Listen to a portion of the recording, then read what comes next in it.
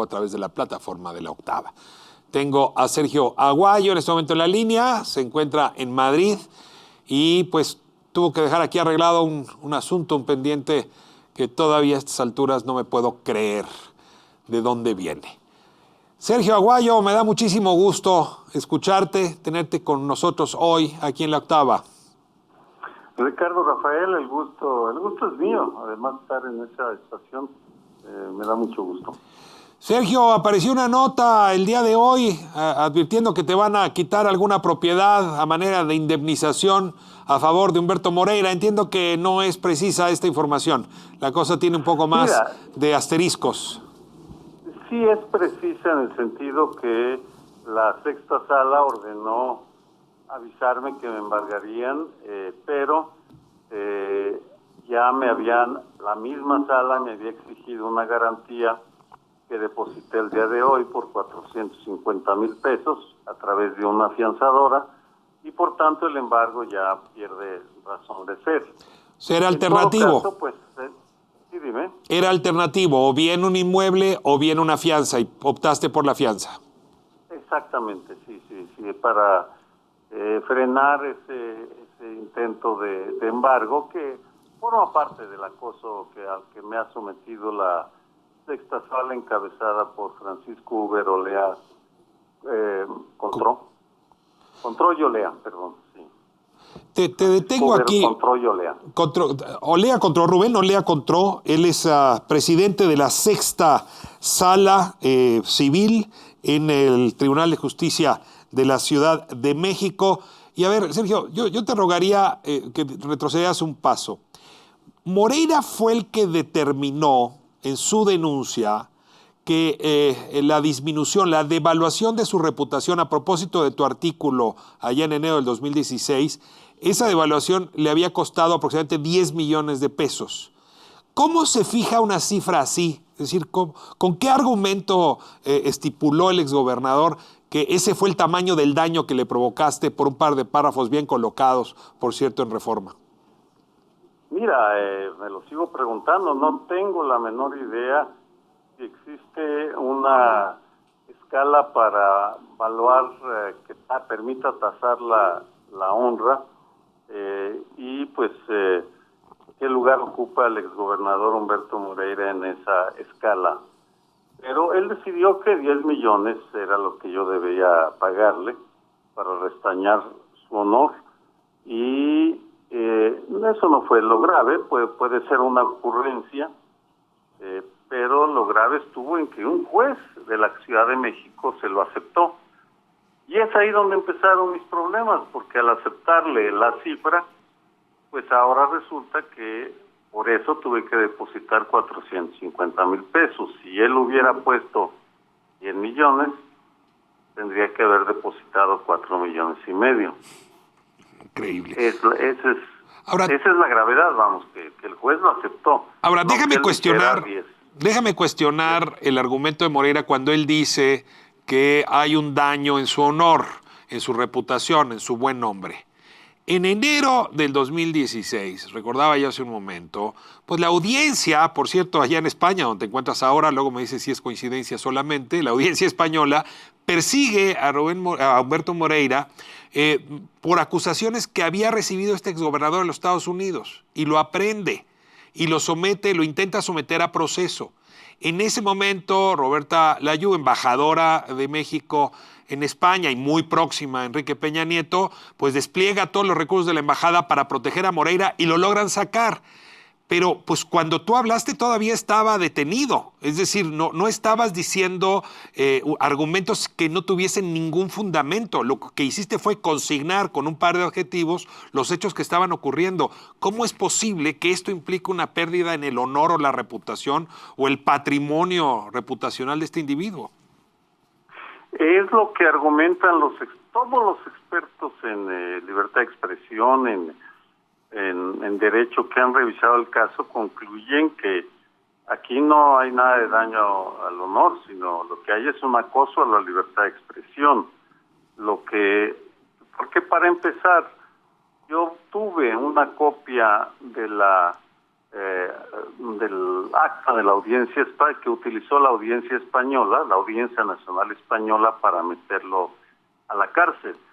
Y el documento es contundente en decir que es un presunto responsable de lavado de dinero, complicidad con la delincuencia organizada. Es decir, es un documento devastador que yo me apoyé para hacer la afirmación que hice. Mira, creo que la demanda de él viene hasta julio de ese año, no fue inmediata, porque en marzo yo empecé a investigar la manera como los Zetas se habían apoderado de buena parte de Coahuila cuando él era gobernador. Creo que ese es el verdadero origen. Es, por supuesto, una hipótesis que siempre he creído, porque no es creíble. Cuando él es detenido en España, lo acusaron de rata, bueno, de ladrón, pero con esas palabras. Yo no utilicé en ningún momento un adjetivo de ese tipo, y a ninguno de ellos demandó, salvo a mí, que fui el único que empezó a investigar académicamente lo que sucedía en su estado. Esa es la hipótesis que manejo, Ricardo. Es una hipótesis plausible, porque sí, pues en efecto, en esas fechas se corrió tinta en serio, y desde luego tus artículos no fueron los más severos. Pero luego, a partir de una investigación con el Colegio de México, entiendo que también la Universidad de Texas tuvo participación, Jacobo Dayan en algún momento estuvo también involucrado, estudian las masacres de Piedras Negras y de Monclova, pues donde justamente se repite este argumento que ya habías dado tú en el artículo, que al menos por omisión ese gobernador habría sido responsable de lo que sucedió. Y peor aún, su hermano Rubén ya estaba investigando y les ofreció a ustedes ayuda, auxilio, por si les hacía falta información. O sea, el problema habría sido más bien tu ánimo investigativo, y esta una forma para evitar una investigación de orden académica más que un tema de opinión periodística. Exactamente, das en el clavo, y por eso es que quienes han revisado el caso, Naciones Unidas y otros órganos, han concluido que es un ataque a la libertad de expresión, que es un acoso, para lo cual ha contado con el respaldo de un juez y varios magistrados de la Ciudad de México, encabezados por Hubert Olea Contró. Te pregunto, en primera instancia hubo un juez que ya te eximió, y sin embargo... Sí, un juez de la Ciudad de México ya me falló a mi favor, y un argumento muy sólido.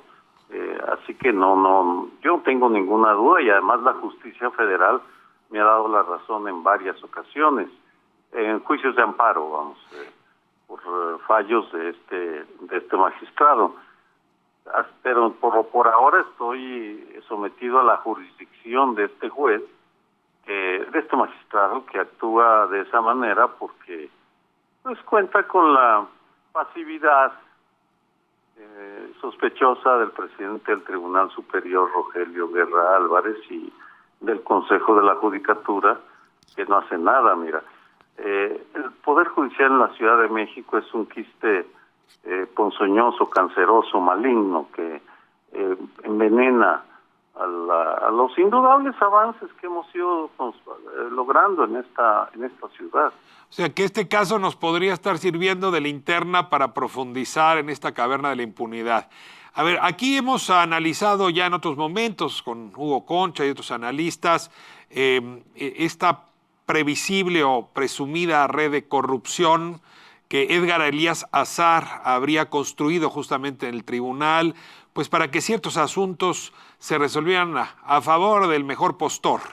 Y pues en ese sentido se podría advertir que esa red le ha servido como menú para algunos que pueden en efecto ensañarse políticamente.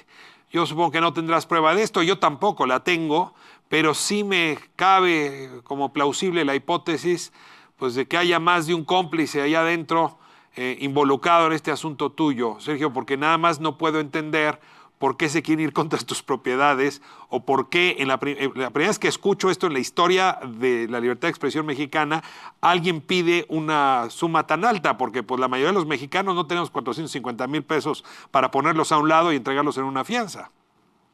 Bueno, primero yo tampoco los tenía, los conseguí. Tuviste que pedir prestado, Sergio.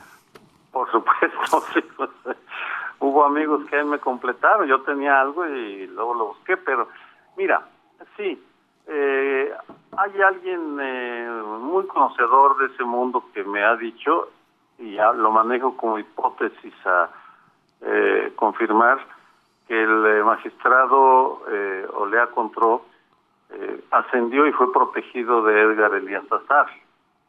Y también, hipótesis sin comprobar, me han asegurado que la sexta sala de lo civil debería escudriñarse con mucho cuidado porque están, al parecer, involucrados en una red de corrupción, a donde llegan negocios multimillonarios. Yo no lo puedo verificar, pero yo solicité en una queja al Consejo de la Judicatura que investigara al magistrado, porque pues hay varios aspectos que simplemente no cuadran, pero pues al parecer el Consejo de la Judicatura no ha hecho nada, pero sí me parece que el gremio periodístico, además de darme solidaridad, creo que, y me preguntan qué podemos hacer, y yo diría, además de que cambiemos las leyes para evitar demandas frívolas, debemos empezar a ver con mucho cuidado lo que sucede al interior del Poder Judicial capitalino, en donde sí creo que estamos ante un quiste que está pervirtiendo la salud de esta ciudad, porque ahí llegan asuntos que terminan favoreciendo a los más poderosos, la mafia inmobiliaria, por ejemplo. Y Felipe Leal, que justamente tuvo esa responsabilidad, la del gobierno de la ciudad, frente a los temas inmobiliarios, los llama el cártel inmobiliario, ¿no? Que han hecho pedazos la ciudad, extorsionado a cambio de licencias de uso de suelo, cambios de planes de desarrollo, en fin, negocios multimillonarios, litigios que rebasan a veces hasta los 1,000 millones de pesos. Y en ese sentido, pues acabará preguntarse cuántos de estos asuntos del cártel inmobiliario han pasado por la sexta sala civil. Coincido contigo en que bien haríamos los periodistas si le hincamos el diente a este asunto. Ahora, Sergio, esto va a rebotar en la Suprema Corte de Justicia de la Nación. A la Suprema Corte, sobre todo en la primera sala, le gustan estos temas de libertad de expresión y francamente las irregularidades de este proceso pues saltan a la vista. ¿Cuánto falta para que ascienda tu caso ahí a Pino Suárez y podamos ver una solución final y te devuelvan tu dinero y puedas pagar tus deudas, querido Sergio? Mira, es muy difícil, unos meses, creo yo, unos 6 meses, 9 meses máximo, pero yo confío en que va a llegar a la Suprema Corte, a la primera sala, y pues yo espero que revisen con mucho cuidado el caso, la evolución que ha tenido y que decidan en consonancia. Yo estoy tranquilo. Las Naciones Unidas está preparando una amicus curiae, Perla Gómez también, la Comisión Interamericana lo está considerando, Human Rights Watch, un buen número de... Artículo 19 organismos. También ha tomado el caso. Artículo 19 me representa ante el mecanismo de protección, propuesta cívica, es decir, sí estoy acompañado y yo lo que sostengo es, bueno, sí apóyenme, lo necesito, por supuesto, pero aprovechemos este asunto para echarle una ojeada al Poder Judicial capitalino y a la urgencia de cambiar las leyes de este país para evitar demandas frívolas en las que cualquier poderoso decide tasar su honor en una millonada que ningún periodista es capaz de pagar, y sobre todo porque una demanda de ese tipo te impone una espada permanente sobre tu cabeza, porque sabes que no te puedes descuidar porque te dan un palo, y sobre todo con las redes de corrupción con el Poder Judicial. Entonces tenemos que cambiar las reglas del juego, no para evitar las demandas por daño al honor, porque sí hay difamaciones, sí existen, pero para evitar que sean un pretexto para hostigar a quienes hemos ejercido un periodismo independiente. Yo no sé si bueno o malo, pero independiente ciertamente, y en eso coincidimos tú y yo. La independencia es el valor supremo. Claro. Y yo escribí esa columna no porque me hayan pagado, sino porque estaba convencido que Humberto Moreira despedía en enero del 2016 un olor a corrupto, había sido omiso en la defensa de los derechos humanos y era un ejemplo de impunidad. Te Eso estoy sostienes. convencido. Sergio, hace unos años podían haberte demandado penalmente, podrían privarte de la libertad por este asunto. Hubo una reforma que sacó, digamos, la cancha penal para este tipo de supuestos faltas, digamos, relacionadas con la libertad de expresión. Se quedó solamente la sanción civil. Sin embargo, dices tú, pues sí, se quedó la sanción civil, pero cuando pueden imponer una multa o un resarcimiento de daño de hasta por 10 millones de pesos, pues es casi como meterte a la cárcel, es dejarte sin casa, dejarte sin patrimonio. Tú lo que dirías es, hay que ponerle diques todavía a esa legislación para que, aunque sea solamente por la vía civil, no se ensañe, no en contra de Sergio Aguayo, en contra de nuestro derecho a expresarnos libremente como periodistas.